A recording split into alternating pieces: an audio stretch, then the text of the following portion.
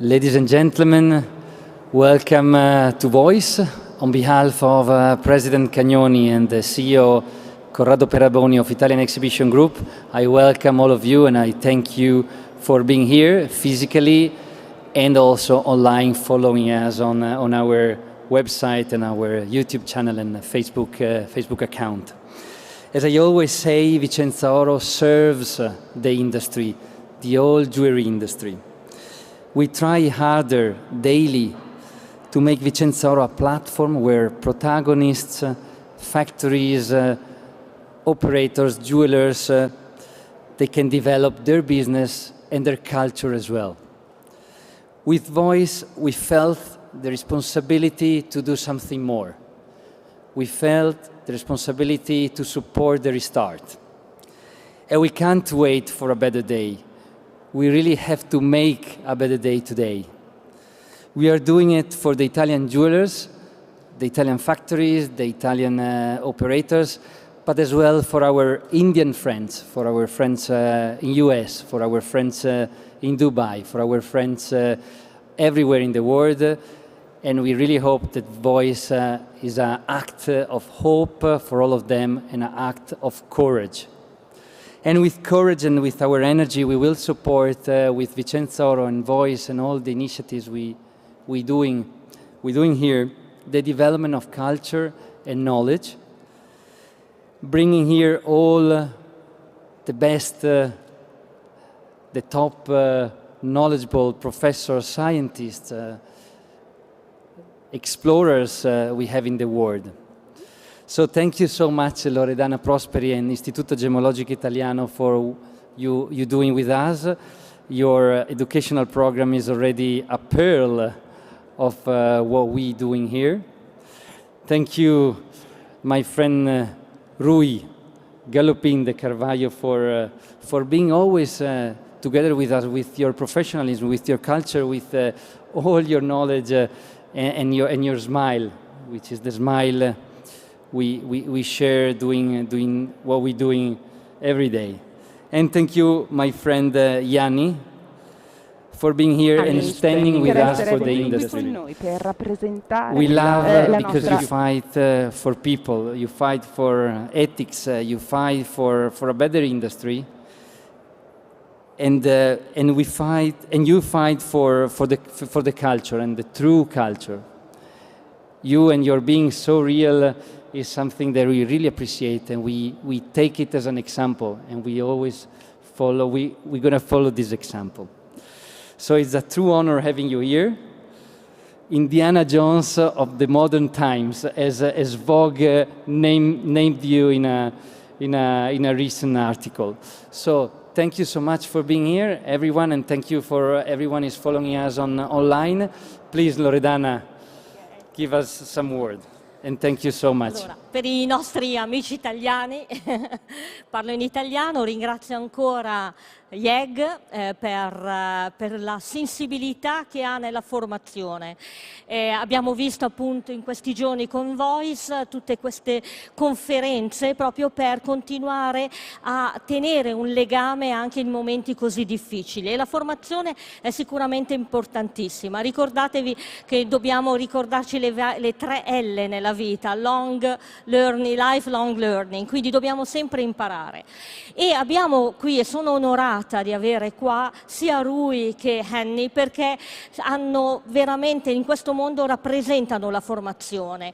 L'hanno dimostrato anche in questo periodo con tutti i webinar che sono stati proposti in giro per il mondo con tanti ospiti. E dobbiamo dire che Yianni è addirittura stato un istruttore di uno degli istituti più importanti a livello gemologico, che è il GIA. Allora, l'IGI non è da meno in Italia, voi lo sapete benissimo, esistiamo dal 1973, ci occupiamo di formazione gemmologica da quel momento, e oggi appunto abbiamo parliamo di caccia. Come di caccia? Non di caccia quella cruenta, ma di caccia alle gemme, cioè di come si vanno a cercare anche le gemme, ed è importante sapere che ogni anno vengono trovati dei nuovi minerali, cioè magari non belli, e ogni tanto saltano fuori dei materiali gemmologici nuovi, e oggi vi parlerà anche di questo. Quindi lascio immediatamente la parola a loro, anche perché si svolgerà non come una vera e propria presentazione, ma come un'intervista che Rui farà a Yianni, e vi lascio immediatamente a questo viaggio insieme a loro. Grazie ancora. Grazie Loredana, grazie a tutti e anche grazie a Fiera di Vicenza per avere il coraggio di organizzare questo evento che non c'è pieno, ma c'è molto dinamico, molta gente, molti visitanti, e anche io come visitante sono qua sicuro, tutto sanità. Now I'm going to speak in English, sorry, Italian is definitely not my language, but I was going to say, I commend the Vicenza Oro, Marco Carniello, for having the courage to organize in such a period this reinvention of Vicenza Oro in a way that exhibitors, they feel safe, us visitors, we feel safe, and there is business going on. So congratulations, Marco. And also thank you, Loredana, for having and organizing this educational event, and particularly for having Yianni Melas here today with us. For those of you that don't know Yianni Melas, you will get to know him. And I remember, Yianni, that when we've met in Bahrain, one of the first things you've said, and so candidly and so wonderfully, was, Rui, I like you very much, but I disagree with one of the posts that you put on your social media, because we both are very active in social media, and he very respectfully but very assertively said to me, Rui, I totally disagree with you. Can you share that story? Because I'm a short guy, he's a big guy. And I was like, whoa, what's going on? And that sets the bar of your very high character, because you say things up front. You are very direct and very honest in your feelings. And can you share with us the moment where we met and that you said that you don't agree with me? First of all, I want to also, am I on? Okay. First of all, I want to just blame my bad character to the fact that I have Sicilian blood inside of me. So, I share the same character as my friend Gaetano, but at the same time we are very correct. And we say una faccia, una razza between the Greeks and the Italians. And I want to also let you know that my grandfather was in the Italian war, and he was on the Italian side because Rodi was was Italian at that stage. So my family, everyone speaks Italian, and all I remember when I wasn't eating my food was mangiare, you have to eat. So anyways, I have a great respect for the Italians, and they are our brothers, and thank you very much for coming here.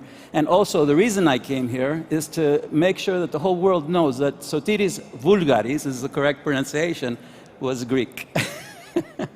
So going back to Rui's thing, I basically felt that when we were talking, I'm a very strong advocate against politicians being involved in the gemstone business. I don't believe that sons of presidents, daughters of presidents, generals, ministers should be involved in any way in partnerships in mining companies. And one of the companies that was involved in the Grisogono, and one of the people in the government, was Isabel dos Santos. So we started this, let's say, this confrontation back in 2016. And interestingly enough, it took quite a lot to have to try and convince the industry that this was the wrong thing to do. And Rui, in many ways, or a lot of people, were not aware of who the owner of the Grisogono was. And this was the confrontation that we had. I felt that she should not, the company and the jewelry should not be promoted when there is a political figure behind. Yeah, and I remember it was about the diamond, the 404 carat diamond, 4 di febbreiro. un that was then diamante cut into molto grosso che 164 poi carat fu ucciso, diamond. I also tagliato remember in talking diamanti about più you piccoli, e about quello era un one momento da discussione. really important Angolan journalist, Rafael Marques, Yes. that you relate pretty much with him on Yes, that correct. fight against that politics. These journalists, they are risking their lives. They really, because I went on hunger strike for 31 days, but I was outside of Angola. I mean, I'm still a target. So this is not attention giving. We're talking about multi-billion-dollar empires, a lot of wealth. Isabel has three, and I started getting nasty messages from people who were threatening my life.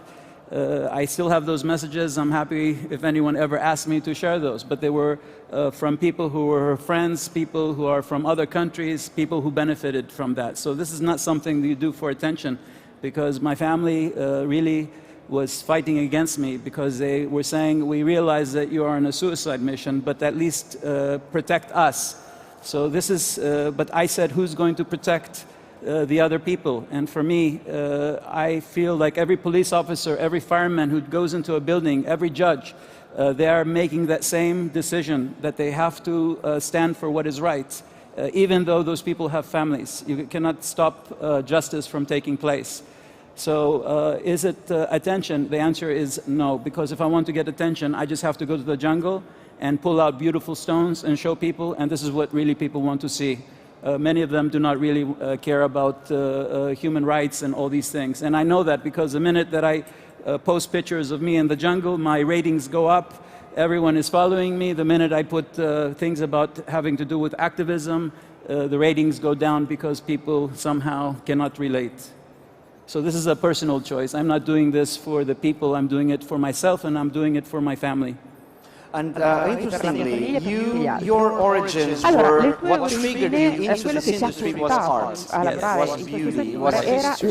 And where in your path to reach beauty and art did you find important to make a detour and start struggling against inequality and choosing a continent, which is Africa, for you to do your activism or your artivism, which is basically everything together? Where did you find that you had to do something?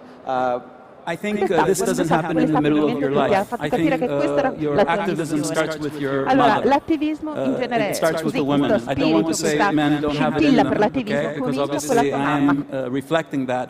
But I think my mother played a very important role from the time I was very young into teaching me about the importance of old people, the importance of orphans, the importance of everything. And when I was young, rather than taking me to places which were fun for children, every few weeks she would take me to the old people's home to talk to the old people, to the orphanage, and everything else. So this, and she told me the story of what her family was in World War II, when they had nothing to eat. And she, as one of the girls who loved her brothers, took the cookies from underneath and secretly gave them to her brothers to feed them. And then I realized that this woman was not about herself, she was about her brothers and the love of the other. And she also told me, in this instance, this just came up to me, I just remember, this is very spontaneous. There was an Italian man that was actually hiding from the Germans in World War II, and he was hiding behind the wall. And my mother had a piece of cheese she was eating, and the poor Italian hadn't eaten in days. And he was hiding from being captured. And so she looked, and the Italian was looking at it with such hungry eyes, and she had only this one piece of cheese, and she ended up throwing it over the fence to the Italian to eat. Stories like this affect how you perceive humanity.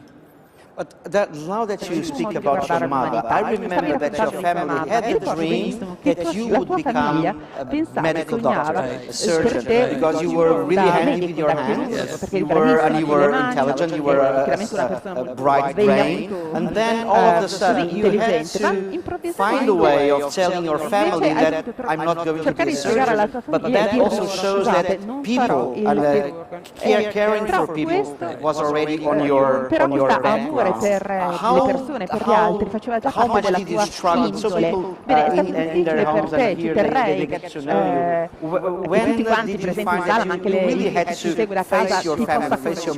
Cosa devi fare per ospitare la tua famiglia e soprattutto tua mamma greca, mi immagino quel momento in cui hai detto mamma, guarda, non ci vado a medicina. Beh, all'epoca lavoravo sulle ambulanze, quindi buildings on fire and capito cosa everything, and significa I got arrivare fired from my job as a fireman because I would never listen to my captain. The captain said, "Don't go into the building; it's going to fall." I knew 3 people were inside, and I never listened. I always went inside again, like my mother said, on a suicide mission, because I could if there's a crying mother outside, there are children inside. You don't think about things. So the captain came up to me and said, "Look, I'm firing you," and I said, "Why? Why are you doing that to me?" He said, "Because I want to save your life." He said, "Within the next 5 years, you're going to kill yourself. And so I prefer to fire you, not only because you want to kill yourself, because the fireman who's your buddy is going to go with you and you're going to kill your friend who doesn't want to die."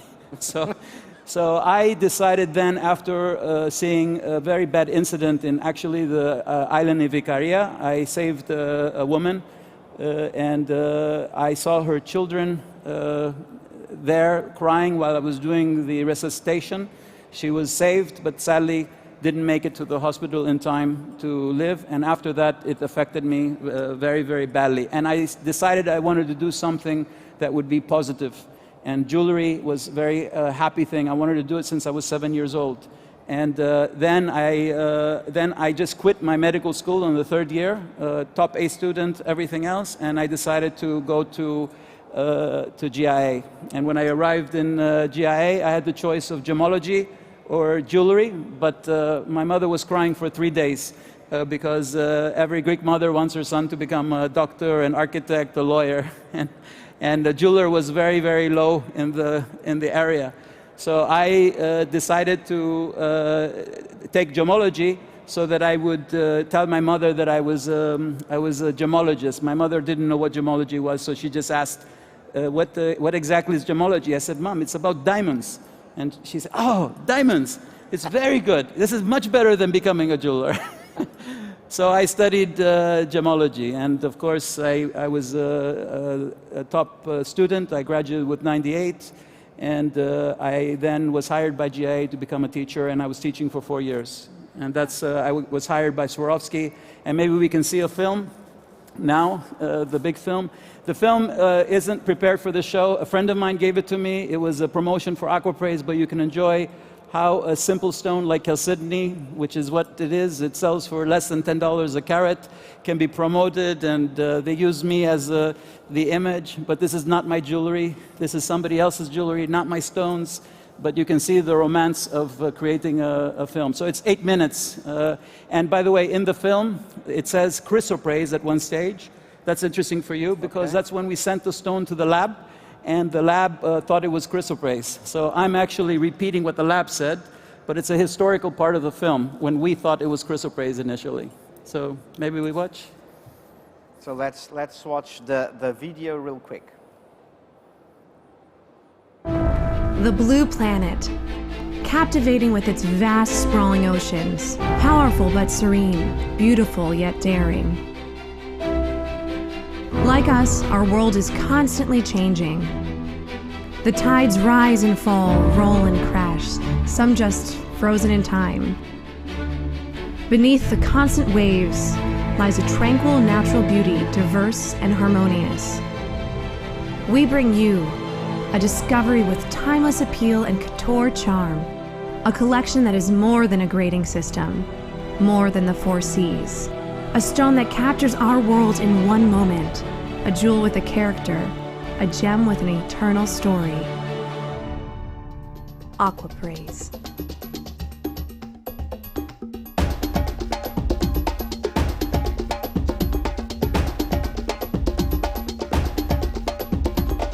Yianni Melas, the definitive gem explorer, a man who is said to have sourced more rough gems than any other person on the planet, traveling to all corners of the globe in search of new discoveries. A pioneer in the industry, instrumental in bringing the famed pale pink sapphire to the marketplace, and having worked with some of the biggest brands in the jewelry industry, as an advisor and a chief gem buyer.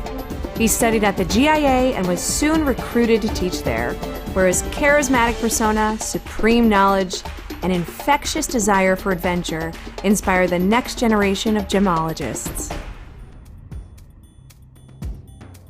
When you're a gem explorer, I think one of the strengths of being very good at what you do is having a very good relationship with the people that give you the information. They have to have trust. They have to have trust that if they give you a new location, that they're going to benefit from that. Hey, who's that? Yeah. Who's that? It's me. That's champion. And that's Chipoco. Trust is something that I've managed to get with locals in different parts of the world. And so what happens is somebody discovers a deposit in Madagascar. They give you a call and say, Yianni, we just discovered something. And my job is almost like a CNN reporter. You get this phone call. The next thing you know, it's like you're booking flights. You're out to get out there. You're racing. You're racing against time, against everybody else who might also be there. Because being there first is almost like, for me at least, it's a thrill of almost like an explorer who goes to Antarctica for the first time. You want to be the first. Okay, we're about to light a whole bunch of explosives. This is the first time for me. I'm really excited. We have basically a little bit over 90 seconds to run 200 meters really far, because the stones basically can have a reach of over 200 meters falling down. So once we light, we've got 3 fuses we got to light, and I'll be filming all of it.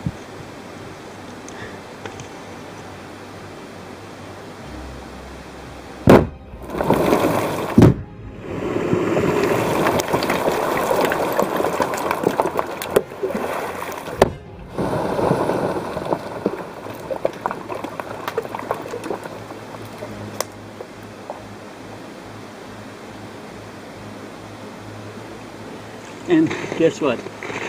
I have a reward for you. You're splattered with mud, but look at this. Isn't that great? It was worth it. We've got the entire pit filled with water, and of course aqua praise means aqua meaning water, and praise being green, and this pit is exactly that color. It's a blue-green color, and it's exactly identical as the gem, and named even as the water that it sits beneath. So I'm very, very proud to be here. This is the beginning of the mining season. I'm very blessed to be here and give luck to the miners who are going to dig this up and give jobs to local Africans, indigenous. This particular pit is actually owned by an African. It doesn't matter whether you're from one country or another, as long as you're African and you're indigenous to the country, this is what really matters. And for me to be supporting a project like this by doing the marketing and the promotion is also very important for me, because I know my work at least does a lot of good for the locals, gives jobs in a country where basically jobs are very rare, and people have to feed their families. Even the smallest job of knocking gemstones, being a bulldozer driver or whatever, gives jobs to locals, and they feed their families and have a kind of protection for the future.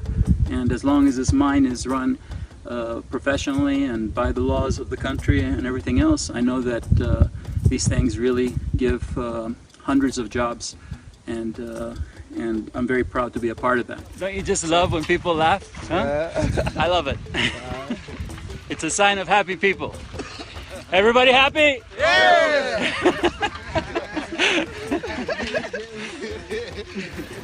Look at that beautiful vein being exposed with the chocolate.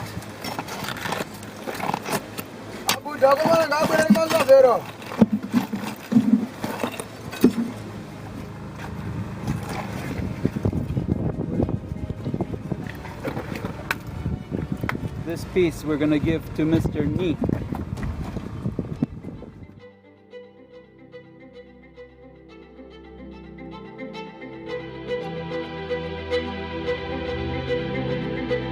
For the first time ever, the Levian family is so excited to introduce the newest gem on Earth. Are you ready?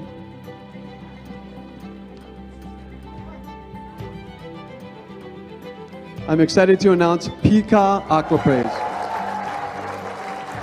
Earth's newest gemstone, a unique and luscious blue and green chalcedony, discovered by Levian's friend and gem explorer Yianni Melas.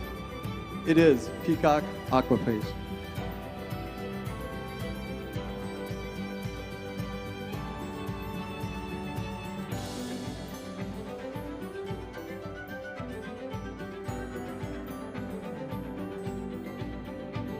It's one of the most beautiful stones that I've ever come across, and it represents the sky, it represents the sea.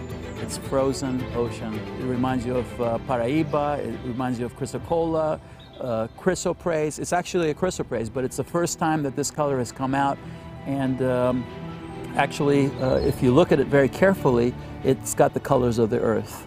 It's not just the colors of the sky and the sea, the frozen sea foam, but it also has the colors of the earth, as if all the blues and the browns, as if you're looking at it from the top of the sky.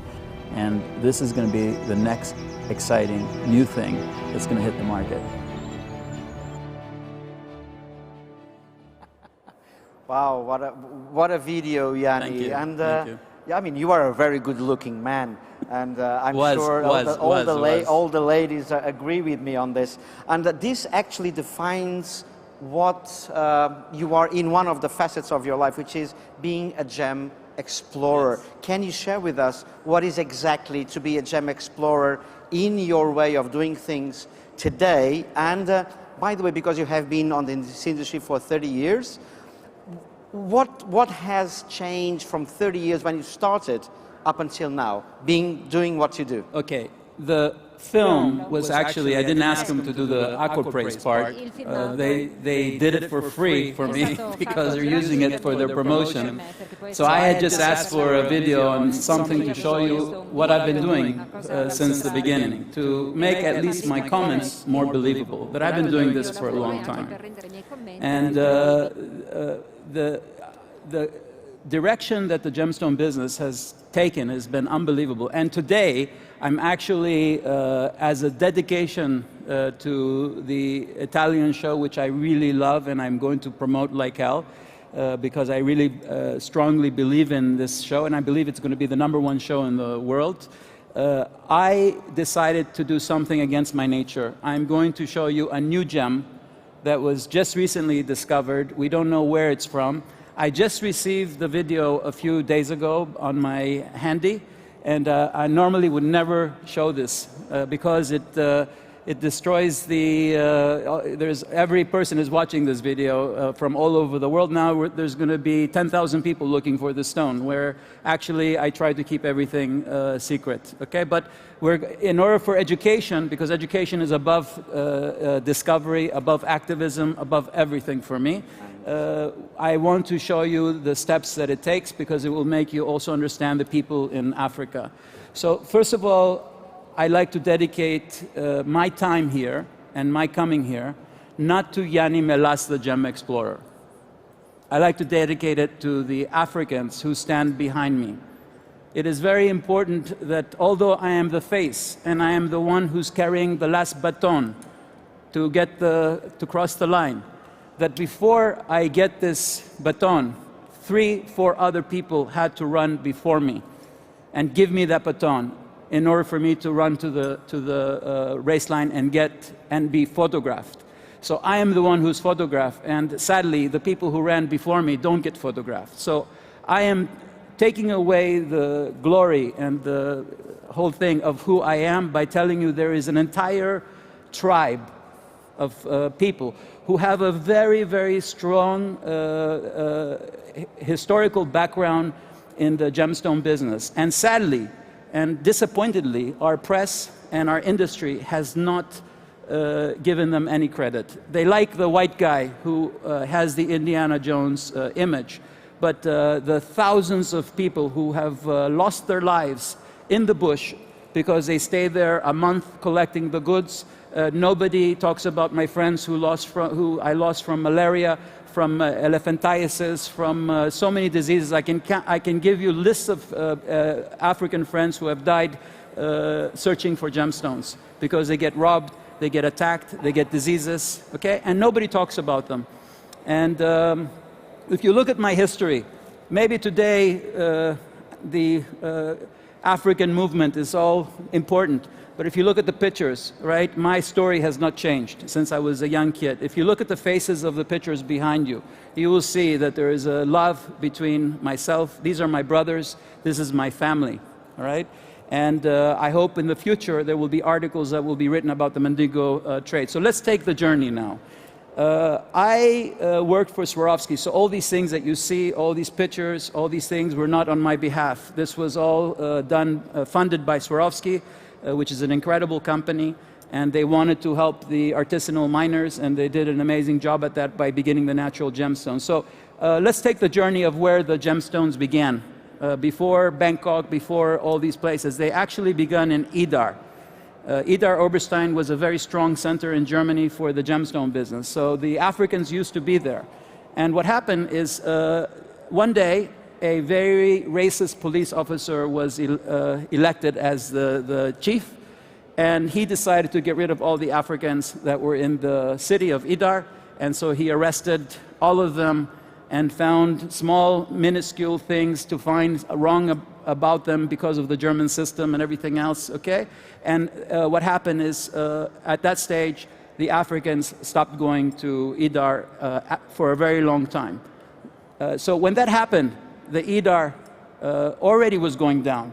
When they lost the source of the Africans, where all these brands get their stones from, every tourmaline, aquamarine, I can guarantee you, comes from a Mandingo, okay? At least 90%. That's a very high figure, all right? Can you spell the name for people? M-A-N-D-I-N-G-O, Mandingo, all right? So these Mandingos have a very, very rich history. They go back to Mansa Musa. If you think of the richest person on the planet that ever lived, in terms of the Mandingos, it was a king by the name of Mansa Musa. Mansa Musa is and still remains the richest person that ever lived on the planet. His wealth was 4 times the amount of Gates. 4 times, okay? His worth was 400 billion at the time, and he controlled the gold that was coming from the Mali Empire.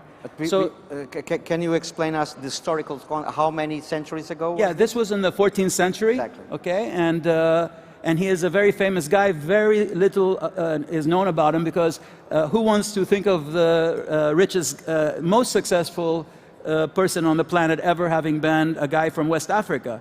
You have all these people talking about them as if they are people. These people have been in the gold and diamond business for centuries, and they have a very rich tradition, and they are very, very proud of who they are.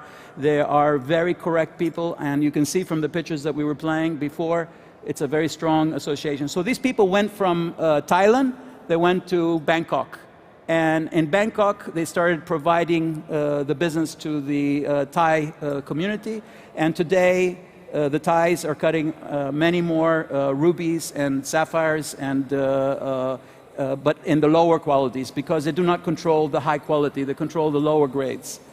I want to make a statement about what happened. The Africans lost the control once the Sri Lankans got involved. Today, the strongest players who control all the money and all the wealth are the Sri Lankans. It's not the Africans. These Africans who are in Bangkok now, they are struggling to survive by selling mostly bead and cabochon material, but also, thank God, they still control the aquamarine and the tourmaline. Okay, but slowly they're also losing that to the Sri Lankans, and it's a fair game. I don't want to speak against Sri Lankans, but you know, they, if they are better at something or something, they evolve. So today, I like to do the bead business because I like to support the African community.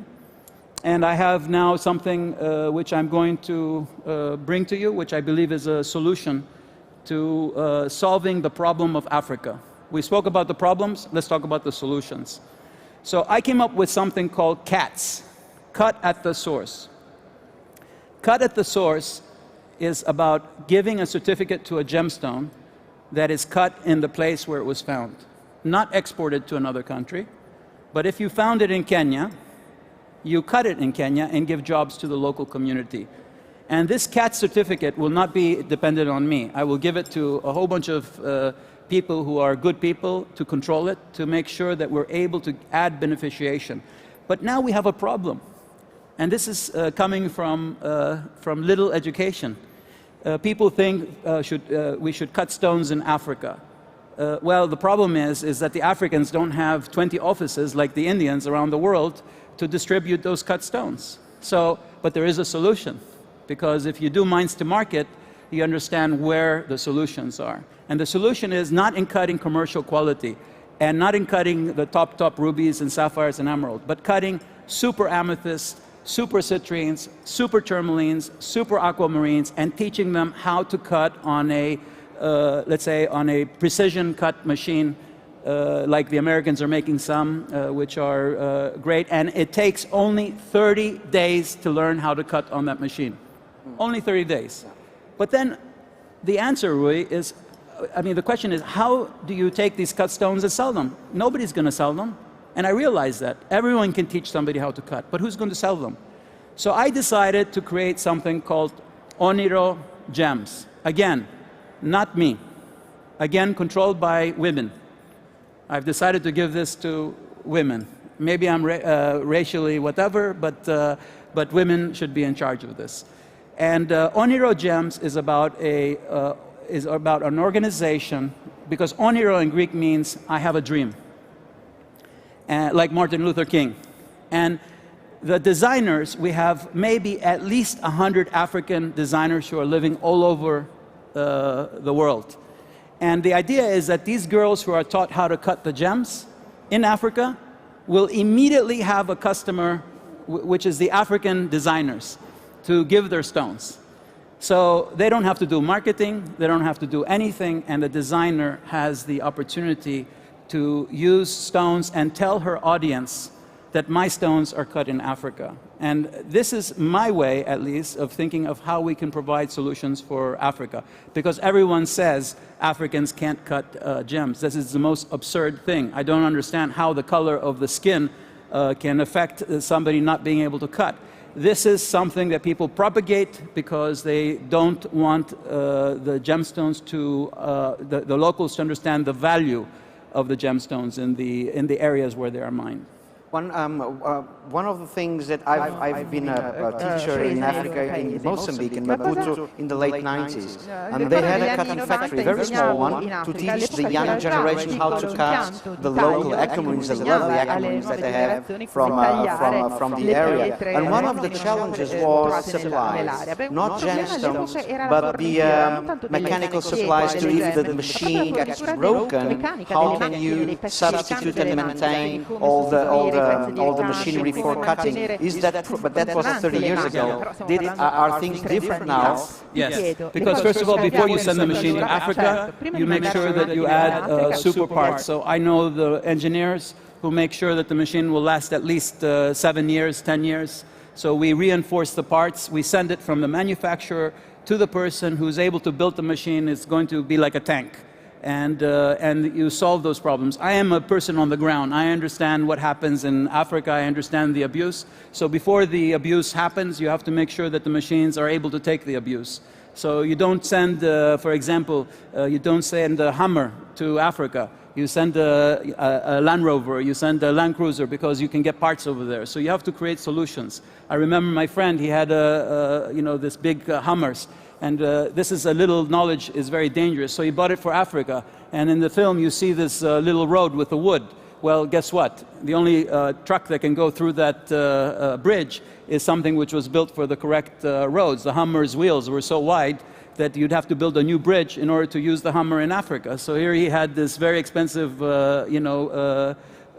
truck, but he couldn't go to the bush with it. So. But an interesting thing is, I mean, you are knowledgeable. We have been traveling to Africa for 30 years. Yes. And for a younger jeweler designer like yourself, if he decided to source his own gemstones, and he's not, but we know that he's not courageous enough to go into Africa to meet the communities, meet the people that actually source the stones. What advice would you give the younger generation that are not very comfortable in traveling to source their gemstones? The younger generation needs to learn from the older generation. The older generation had something which was about ethics, and it was about your character. If you were doing business with somebody that didn't have a good character, if he didn't have the correct personality, okay, you could not really feel comfortable doing business with them. So you have to go with a very important word for me, reputation, okay? Reputation is something the young community has lost. They believe that everything that they can do is based on blockchain and everything else. I can tell you one thing, when I buy a stone from somebody, in the first 5–10 minutes, I can tell you whether that person is a decent person or a bad person. And so, and people have reputations. People know who is good and who is bad in our industry. So you have to, we have to forget not only the blockchain, I don't say that it is not there, but we cannot become so connected to something which is technical.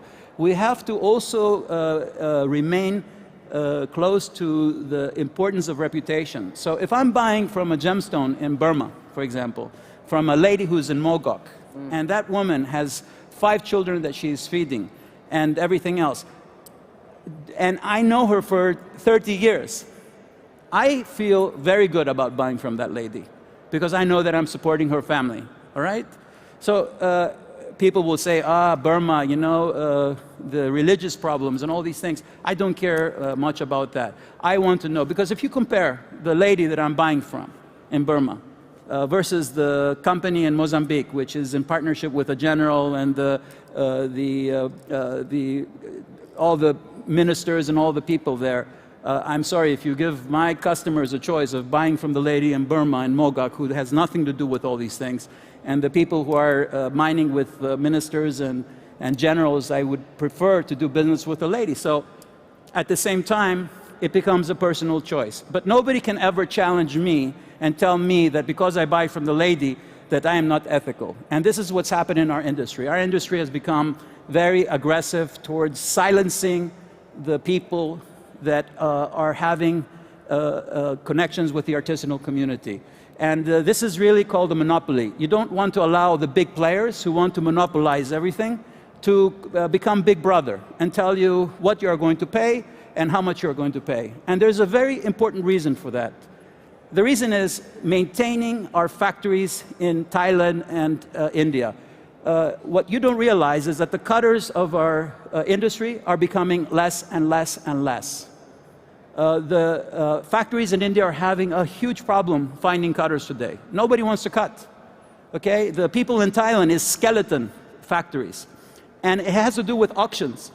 In an auction, you know, when you have an auction for a gemstone, one person wins the auction, or 5 people wins the auctions, but there's 500 factories. How can people survive feeding 500 factories when only 5 people win the auction? So, you know, somebody has to pay the salaries. Before, when there was a lot of free movement, okay, the gemstones were going to 500 factories.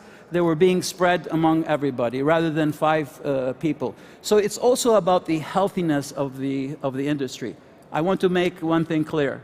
I am not against large-scale mining. I am not against these companies doing mining. They are a very important part of our industry. But they should not do it in such a way that they attack the little guys and make you feel that the only way that you're buying an ethical gemstone is if you are buying from the people that have the big companies. This is really not correct. I think we have to keep a balance in our industry, and we have to fight for the little guy, not just only the big guys. Because the big guys in the end are going to control us. They have their brands where they will put the best gemstones. We know the history of De Beers. I don't speak against De Beers because De Beers has changed dramatically since the beginning. But De Beers basically, in the old days, as you called it earlier when we were having the talk, it was called the syndicate. okay? Because they controlled everything, okay? And today, if a person touches a diamond, it's like a person who killed somebody or something. This is not correct. Gemstones feed millions of people in Africa. It's how you do the business with it. And one thing I want to make clear is that what you don't realize today with media, and we talk about the revolution of things, because I'm going to show you now the video, is that today it's impossible for the people at the mines to be cheated. The people who go to the mines can be cheated. Because the minute a gemstone is discovered, there's 10,000 people there the next day because of these phones. So if you have 10,000 people buying at the mine, how is it possible that the miner is going to be cheated? Okay, when you have Sri Lankans, Indians, Africans, everyone fighting to buy the gemstone, you know? And even in Bangkok, if you buy in Bangkok, some people say, Yianni, how did you buy so cheap? You know? How can you buy morganite for $300 a kilo for the beads? I say, look, that morganite was in the market for 2 years and nobody bought it. Okay, it went around to all the offices. And I came in and said, wow, I think $300 is very cheap for the kilo of morganite for beads.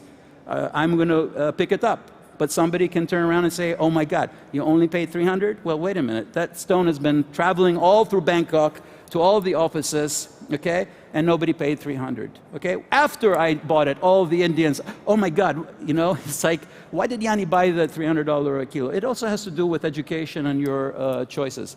So one thing I want to tell you, in the old days, you saw these films, the evolution that we're talking about. In the old days, there was no phone, there was no nothing. I want to learn about what happened in Vietnam. I had to take a trip to Vietnam and stay there for 2 months.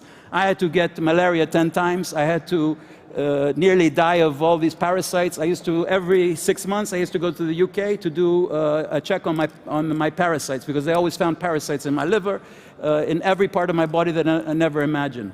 So this was not a very easy job for me to do that. It's all these beautiful things until you have worms coming out of your leg when you are in your home and you feel something crawling in your skin and you realize you have a bootsy worm that's inside underneath your skin and you have to figure out how to take it out, okay? This is not exactly so romantic, okay? And on top of that, if I knew what I knew now, I would not do the things which I did back then because of all the diseases. So back then, I had to immerse myself in the jungle. I had to stay there for months. It was the only way to get information about new locations. I had to travel for 1 month. And my son, after my hunger strike, this is a story I was telling you, my son, after my hunger strike, when I came back, I was like nearly dead. My son came up to me and said, Dad, I understand you did this hunger strike, but can you do what Bear Grylls does? This is a survivor on TV that my son always compared me. I said, what exactly did he do? And he shows me the video. Bear Grylls is grabbing this big caterpillar with a big head, and he bites the head off, and green juices are coming out. And I'm looking at that saying, this is really disgusting, you know? And I says, but Dad, can you do that? I said, my son, I can go 31 days without eating food. Why the hell would I want to eat this poor little animal while it's still alive and have all these things? And Bear Grylls is talking about you need the protein, you need all these things. You know, if I need to kill something, I'll kill something that's not oozing green things and everything else. But this was what I'm saying. You think you have a son that looks at you like you are, you know, the big guy. My son's hero is still Bear Grylls because he can eat those worms, you know. I think so, your son must be so proud of you, I'm sure. Maybe today he saw the film for the first time. He's never seen me. I sent him the film and he actually wrote me a message. I'm not going to have tears, but he actually said that I'm very proud of you. So this was the first time, because I never showed him these things. So anyways, so today is different. Today I get films from my friends in the community. All these guys, they have smartphones. And they will send me a video. Why? Because they trust me. All right? I have communication with 2,000 people. I wake up every morning. I have hundreds of messages from all over Africa, people sending me stones that they find. And this is their way to survive. And I can tell you, they have found so many stones that I cannot possibly afford. But what I do is I connect them with factories and buyers. I don't have the money to buy all these things. I connect them with people. This is what I did with aquapraise. This is what I will do with other stones. And I'm not really interested in the ruby, sapphire, emerald thing. I'm interested sometimes in the low grades and everything else, but things that can give jobs, okay? So I'm going to show you now a film of the blue stone. We can play that. Let's watch the movie. As you see, Yianni doesn't need an interviewer because he can do the show himself. Let's watch it. So this is a new discovery. This is the first time it's been played, okay? Let me tell you first about this. We don't know what it is. It looks like turquoise. It could be chrysocolla. It could be a million different things, okay? For sure not chrysocolla, but it could be a mixture of many different things, okay? So this was sent to me. Now, let me tell you the procedure of what it takes after I get this now. It is very complex. First of all, the guy who found it came to my African friend, okay? So there's other players, the baton we're talking about. So this is a guy in the bush, and these guys in the bush know how to milk the Africans who are in the city, because they come to them with little samples sometimes, and only 1 out of 10 the sample is real. They're looking for $1,000 to go to the bush and chase a dream. It's like the people who have a map. I have a map of a treasure. And most of the time, my friends who are the Africans, they get taken because they believe and they don't believe. So this guy brought this sample. But when he was at the mine sending pictures to the African guy, he said, there's hundreds of kilos of this. Hundreds of kilos. So the guy said, send me some samples. So he put them in the bus, sent them to the city, and when he opened up the bag, there was only 1 sample. So the first thing the African guy asked me, he's cheating me. I'm like, why? Now listen to this, I didn't even think about that. He said, because if there's hundreds of kilos, why in the hell would that guy send me only 1 piece? Why couldn't he send me like 10 pieces? So already the poor African guy in the bush, he's doubting. But now he sent them again there to send a kilo to see if there's more material. So I will get this sample now. What I will do now is it's my job to send this sample to be tested. And perhaps it's a new gemstone. Because just because it looks like turquoise doesn't mean that it's turquoise. All right? It could be a new gemstone that looks like turquoise. So once it's tested, I have to also do the treatment on it to see if it will take a treatment. Why? Because if it is not treatable, I cannot tell my African friend to go stake. If you don't understand stake, stake means you have to put, he wants to control the land for the mining. He wants to mine it. So I have a huge responsibility to tell him to invest his $10,000 in staking the area, or not to invest in that. So I first have to do the treatment, I first have to do everything, and then I make a phone call to my friend, and I say to my friend, it's a good gemstone, we can treat it, stake the area. Once he stakes it, I have now a relationship with him. I can go to my Indian friends and say, guess what, there's a new gemstone. Can you invest in it? And again, it's a huge responsibility because the Indians may say, you know what, Yianni, the economy is bad, everything else, and my African friend is left with a $10,000 investment that he cannot get his returns from. So this is the relationship that we have today with the Africans. And I can tell you there are new gemstones like beautiful agates, which are coming out that have never seen such beautiful stones. And they feed literally thousands of people, these, let's say, unimportant gemstones. One thing, interestingly, would we be having this conversation about this concern about local communities 30 years ago when we started? Because I feel that you were quite alone 30 years ago, and now you have a lot of people following you and a lot of people that think like you, especially consumers, that they want to do the right thing. They want to, when they make a purchase, they want to make sure that they are helping local communities. What could you say to other people that want to do whatever you do in the field and be an example and follow your work? I'm a strategist. And right now, I'm going to ask you a question, and I'm going to have my phone here, okay? But actually, I won't. But I'm a strategist to tell you what I would do to put you on the spot. I would ask you all if you think it's ethical that we buy rubies from a company who has a partnership with the general, the attorney general, and the son of the president.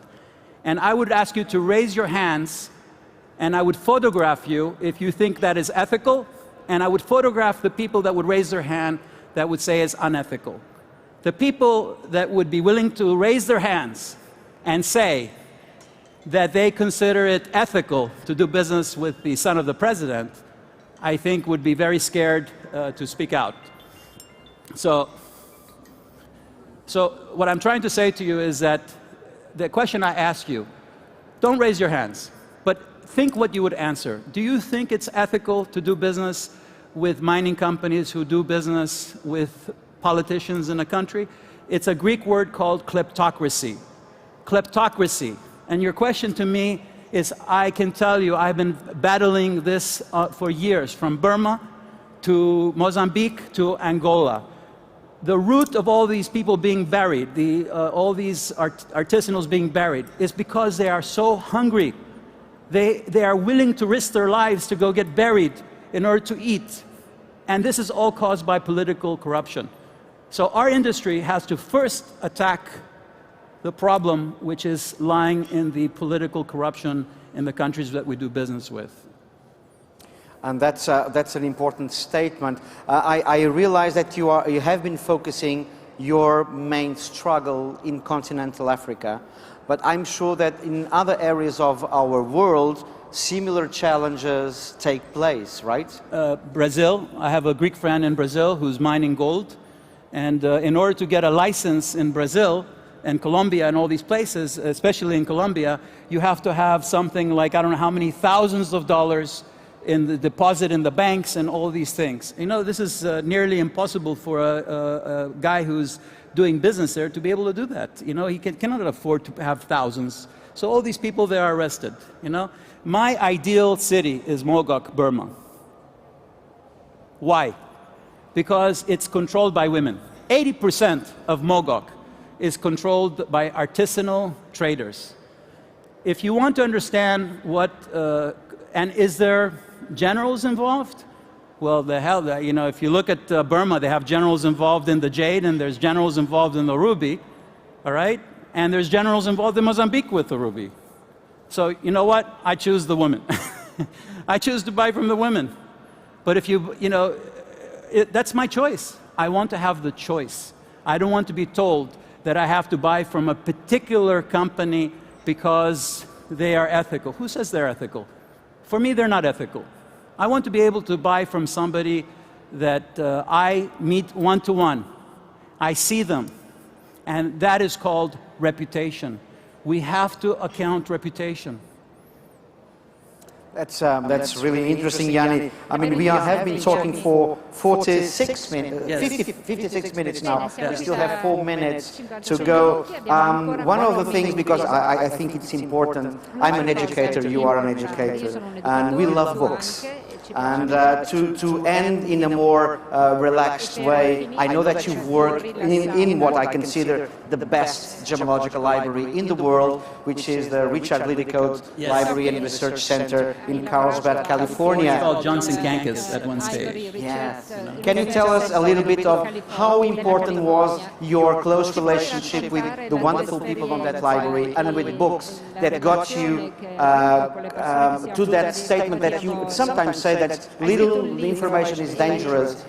So because I think you want to advise people not to search, not to Google things, but to read books. I will tell you 2 little short stories about this. I was lucky and blessed to work to catalog the Johnson Kankis library and to meet Johnson Kankis. That picture that you saw me really young and the papillon really, really young, that was with Johnson Kankis when I uploaded all his books. And I read inside there about all the different mines from the 1400s. Can you imagine?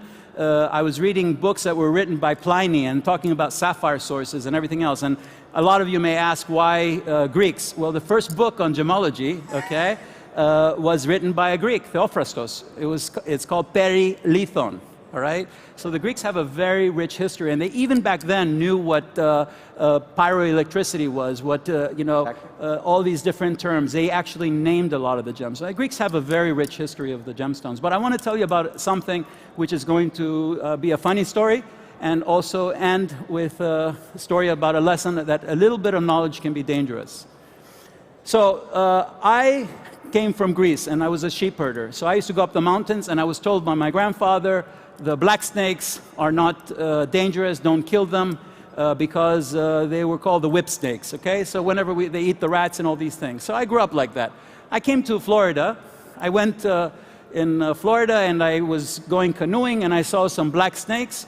And it turns out I was jumping over the log where there was a black snake like I did in Greece. My friend said, "What the hell are you doing, Yianni? What are you crazy?" Hey, it's a black snake. He said, "That's, you know, that's a very dangerous snake, you know. That's a water moccasin. If he bites you, you are really in trouble." And then I learned, okay? Then I had to go to Africa, first time. Mamba. I am in a tent, and all the supplies are inside there, and the next thing you know, I see two African guys running out of the tent. They're scared to death. They go 200 meters and climb up a tree. Yeah. I'm like, what happened? The guys are screaming, "Snake, snake." In Florida, the green snake, where I grew up, in Florida, the green snake is not very poisonous. It's the garden snake type of thing. But now I go inside, they said it's the green snake, and say, green snake. These African guys are scared of dogs and snakes, okay? I have to go inside and take the snake out. So I go inside and take a stick. This snake is being very aggressive compared to the Florida snakes. And I'm, you know, this is like the snake that it looked like, and he's biting the stick. Finally, he wraps himself around the stick. I throw the stick out, and the next thing you know, the snake is coming again towards me. I was very upset. I stepped on the snake's head because he was biting my boot, okay? And I cut his head off. And then I said, why did you do that? You know, the poor snake.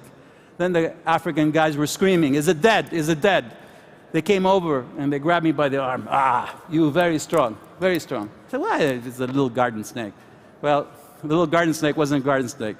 It was a green mamba. If it bit me, which was very close to my foot, okay, I would be dead within 2 minutes. And there's another snake called the black mamba, which I can show you, which it actually chases you. Yeah, exactly. And it can bite 10 people at the same time. So if there's 10 of us in the group, it will, because you come into his territory, he bites each of you and all of you die. All right? It can go quite high. Yeah, so now the story comes to a little bit of knowledge, and it shows... 1 minute, Yianni, yes, 1 minute. It goes to show you about the Mandingo tribe. You ask why the Mandingos don't cut. One of my friends tried to cut morganite. He found the source of the treatment, and he had the morganites preformed in Thailand. Well, guess what? Morganites are usually cut by Indians, and they are expert slicers. They know how to slice the stones clean. The Thais know how to preform stones based on ruby and sapphire, so they know how to make the stone bigger. Because you never slice a ruby to make it smaller, okay? You leave the inclusions. So they preformed nearly $75,000 worth of morganite for the African guy, and he was so proud to then go and have them treated and then have them cut. And when the stones came back, they were full of inclusions. Nobody would buy them. So here he had the treatment, he had the preformers, he had the source, okay? And a little bit of knowledge hurt him because it wasn't meant to be preformed by Thais, it's meant to be preformed by Indians. So our industry is like that. People send pictures like the gems, they say, "Yianni, what is it?" I said, "How the hell I know what it is by the picture?" It could be a million different things. Everyone thinks that they're experts just because they study some things on Instagram. Anyways, what I want to say is that the future for me is about keeping a positive character. I have decided, because people say, "How come you are so vocal?" I am not vocal because I am at war. I am vocal because I am defending. There is a big difference. I am defending a group of people that, in my opinion, are becoming slowly extinct. There used to be thousands of them in the Mandingo tribe. There's only 280 left in Bangkok. And they are all starving. When I say starving, they cannot afford, and most of them have left the business. It's a very sad reality. They have left the business and they have gone back to Guinea to do other businesses. So I hope that through positive things that we can do, not through negative, that our industry can actually go forward with great stories. And a friend of mine, Laurent Cartier, said to me, "Yianni, we have to stop fighting against everyone and do something that will create beautiful stories instead. And let the beautiful stories create the positive energy which will beat, let's say, the negative energy. And I think this year I've decided to do that. That yes, I will still be a warrior because it's my character. I will not back down from a fight. But at the same time, I think I'm going to implement Lauren's ideas, which are basically to engage in things which are going to bring positive results to our industry. So thank you very much, Yianni Melas. Thank you so much. And you want to be vocal, and how appropriate that we are here in the Voice standing, which is Vincenzo Oro Voice program. So thank you very much, and I hope that you will inspire. Well, thank you very much for doing this, you know. And I want to say one thing to you. I started by saying that Bulgari was Greek, right?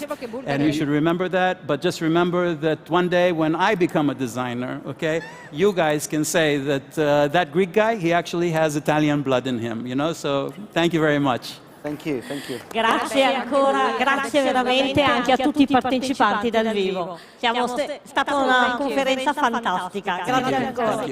Thank you, my man. Thank you. That was great. Thank you.